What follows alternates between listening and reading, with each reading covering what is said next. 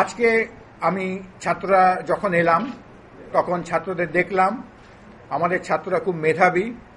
আমি আগেও বহুবার বলেছি তারা বুদ্ধিমান, তারা পড়াশোনা করে এবং তারাই আমাকে আজকে সেফ প্যাসেজ করে দিয়েছে। উপাচার্য এর আগেও উনি যখন ঢুকেছিলেন আমরা ওনাকে বাধা দান করিনি। আজকেও যখন উনি ঢুকতে চেয়েছিলেন তখন উনি ইউনিভার্সিটি আসতে চেয়েছেন।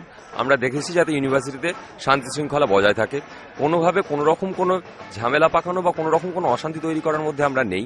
স্টুডেন্টদের সঙ্গেও আমি বসবার জন্য আবেদন করেছি, তারা কনসিডার করছে এবং আশা করি খুব শিগগিরই তারা আমাদের টিচারদের সাথে আমার সাথে বসবে এবং প্রবলেমের সমস্যার সমাধান হয়ে যাবে।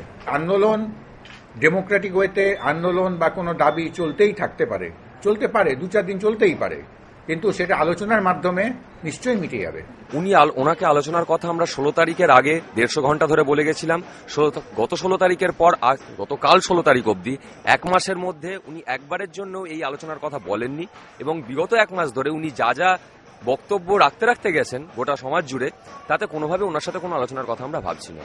আমি তাদের কাছে আবেদন জানাচ্ছি, অতীতেও জানিয়েছি, আবার জানাবো যে এই সময়টা গোল্ডেন পিরিয়ড অফ লাইফ, এই সময়টাই পড়াশোনার সময়, ক্যারিয়ার বিল্ড আপ করার সময়। সেই জন্য এই সময়টা ইমিডিয়েট ক্লাসে ফেরা দরকার এবং একাডেমিক অ্যাক্টিভিটি স্টার্ট করা দরকার। আমার মনে হয় ওরা ব্যাপারটা বোঝে।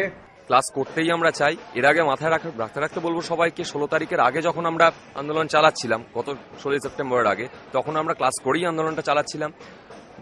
এরপরেও আমরা হয়তো ক্লাসে ফিরে যাব, কিন্তু যতদিন অভিজিৎ চক্রবর্তী যাদবপুরের ভাইস চ্যান্সেলর থাকবেন ততদিন ক্লাস হোক, পরীক্ষা হোক, যাই বা হোক, ক্যাম্পাসে কোনো নর্মালসি ফিরবে না। আন্দোলন চলবে, ক্লাস করেও আন্দোলন চলবে।